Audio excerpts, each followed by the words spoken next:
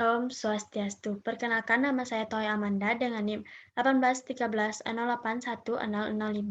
Di sini saya akan membahas mengenai pertanyaan tentang penentuan kadar protein dengan metode Lowry. Baik, langsung saja.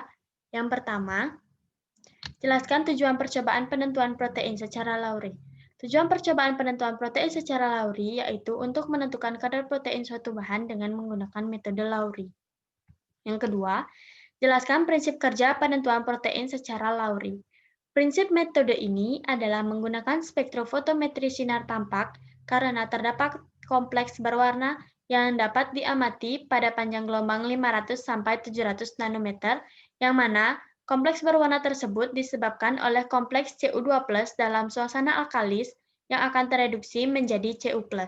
Kemudian, ion Cu+ akan mereduksi reagen Follin-Chiocalteu dan kompleks fosfolipdat-fosfotungstat atau fosfomolibdotungstat menghasilkan heteropolymolybdenum blue akibat reaksi oksidasi gugus aromatik atau rantai samping asam amino yang terkatalis oleh Cu yang memberikan warna biru intensif. Selanjutnya, apa fungsi reagen A dan reagen B dalam percobaan ini? Mengapa harus reagen A dan reagen B perlu dicampur sehingga menghasilkan reagen C? Reagen A itu berisi 2% Na2CO3 dalam 0,1 normalitas NaOH 100 mili, yang berfungsi untuk menstabilkan kompleks berwarna yang terbentuk. Kemudian, dalam reagen B berisi 0,5% tembaga 2 sulfat pentahidrat dalam 1% NaK tartat 100 mili. Memiliki fungsi yaitu untuk mereduksi reagen Follin-Chiocalteu dan kompleks fosfolipdat-fosfotungstat atau fosfomolibdotungstat menghasilkan heteropolymolybdenum blue akibat reaksi oksidasi gugus aromatik atau rantai samping asam amino yang terkatalis oleh Cu, yang memberikan warna biru intensif. Reagen C merupakan campuran reagen A dan reagen B yang memiliki fungsi untuk menghasilkan warna reagen biuret yang berfungsi untuk membentuk kompleks sehingga yang dikandung dapat diidentifikasi, yang mana reaksi yang terbentuk yaitu kompleks Cu2+ dalam suasana alkalis akan tereduksi menjadi Cu+. Selanjutnya, apa fungsi reagen E? Reagen E tersebut merupakan reagen Follin-Chiocalteu yang memiliki fungsi yaitu sebagai reagen pendeteksi gugus-gugus fenolik dan dapat mendeteksi residu tirosin dalam protein, karena kandungan fenolik dalam residu tersebut mampu mereduksi fosfotungstat dan fosfomolibdat yang merupakan konstituen utama reagen Follin Chiocalteu menjadi tungsten dan molybdenum yang berwarna biru. Selanjutnya, jelaskan langkah kerja percobaan penentuan kadar protein secara metode Lowry. Di sini, disiapkan terlebih dahulu 8 tabung reaksi yang kemudian diberikan nomor 1-8. Kemudian, pada tabung 1, diisi aquades sebanyak 1 mili dan reagen biuret sebanyak 5 mili. Kemudian, pada tabung 2 berisi 0,1 mili standar BSA, kemudian 0,5 mili aquades, dan 5 mili reagen biuret.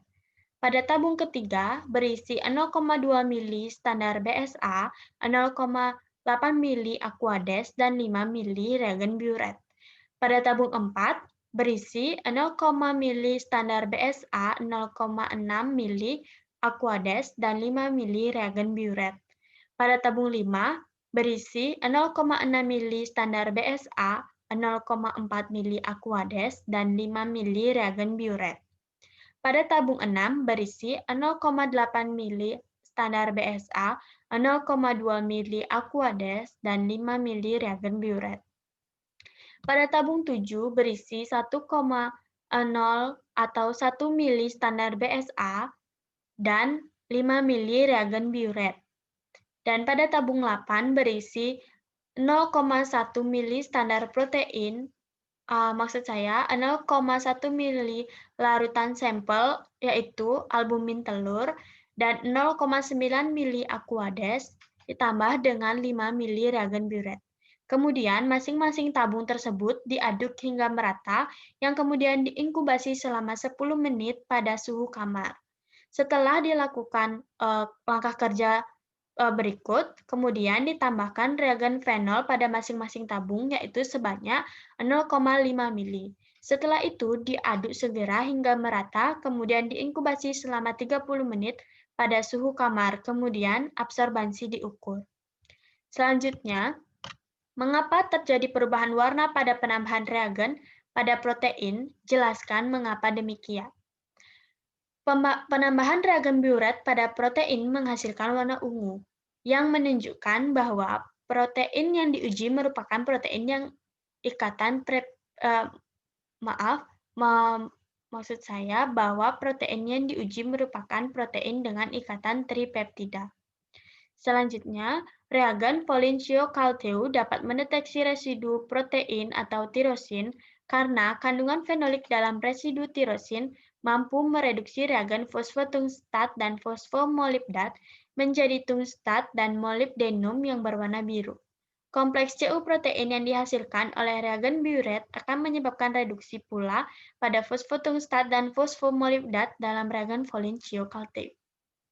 Selanjutnya, sebutkan zat-zat apa yang dapat menghambat pengukuran kadar protein secara lauri.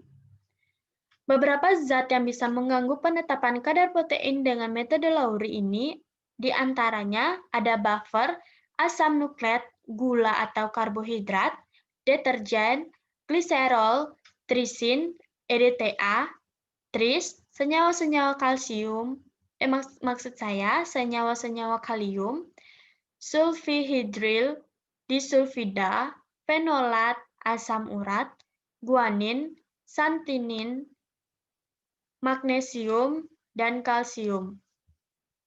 Selanjutnya, hukum Lambert-Beer merupakan gabungan dari hukum Lambert dan hukum Beer. Jelaskan perbedaan kedua hukum ini. Menurut hukum Lambert, serapan berbanding lurus terhadap ketebalan sel atau yang dimaksud dengan kuvet, yang biasa disimbolkan dengan B yang disinari. Dengan bertambahnya sel, maka serapan akan bertambah. Dengan rumus yaitu A sama dengan K dikali B. Kemudian menurut Beer, yang berlaku untuk radiasi monokromatis dalam larutan yang sangat encer, serapan berbanding lurus dengan konsentrasi.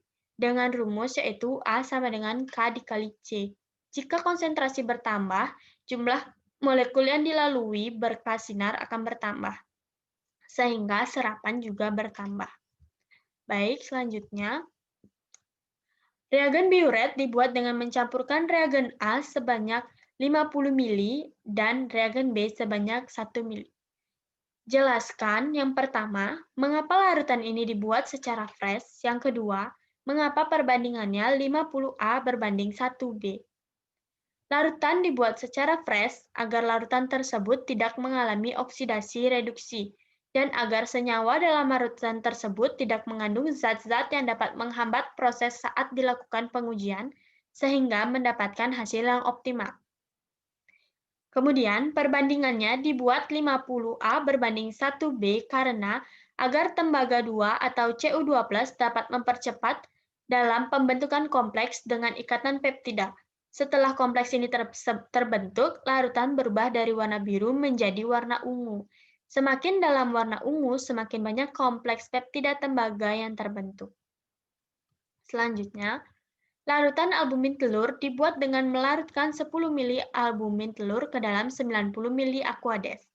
10 mili dari campuran ini diencerkan lagi sebanyak 10 kali, sehingga pengenceran menjadi 100 kali. Apa tujuan pengenceran ini? Tujuannya yaitu agar absorbansinya berada di area yang optimal mengikuti hukum Lambert-Beer dengan maksimal dengan ring absorbansinya yaitu 0,2 sampai 0,8 sehingga pada saat pengukuran dengan spektrometer tidak menggunakan konsentrasi yang besar sehingga dapat diperoleh hasil yang maksimal. Selanjutnya, larutan protein standar atau BSA dicampur dengan air hingga volumenya menjadi 1 mili. Hal yang sama juga dilakukan pada larutan sampel atau larutan albumin. Apa perbedaan albumin telur dan BSA? Albumin telur merupakan cairan yang mengelilingi kuning telur yang memiliki kandungan seperti glukosa, lemak, mineral air, dan protein.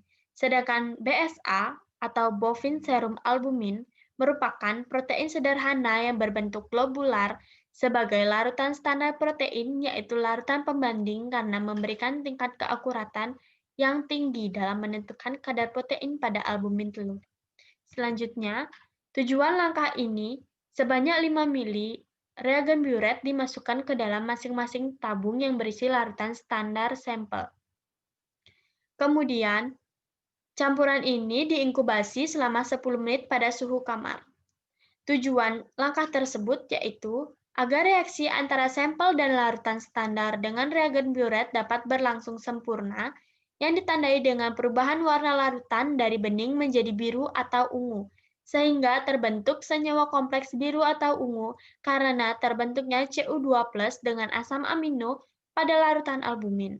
Kemudian, inkubasi dilakukan selama 10 menit bertujuan untuk memberikan waktu reaksi antara reagen dan ikatan peptida agar bereaksi secara sempurna. Selanjutnya, apa tujuan langkah ini? Sebanyak 0,5 mili reagen fenol-fenolik thiokalteu ditambahkan ke dalam masing-masing tabung reaksi, kemudian dikocok. Tabung-tabung ini diinkubasi selama 30 menit pada suhu kamar. Waktu inkubasi dimulai setelah penambahan reagen fenolik thiokalteu ke dalam tabung terakhir. Tujuannya yaitu untuk menunjukkan perubahan warna agar mudah di spektrofotometer dan inkubasi selama 30 menit untuk memberikan waktu reaksi antara folin dengan ikatan peptida.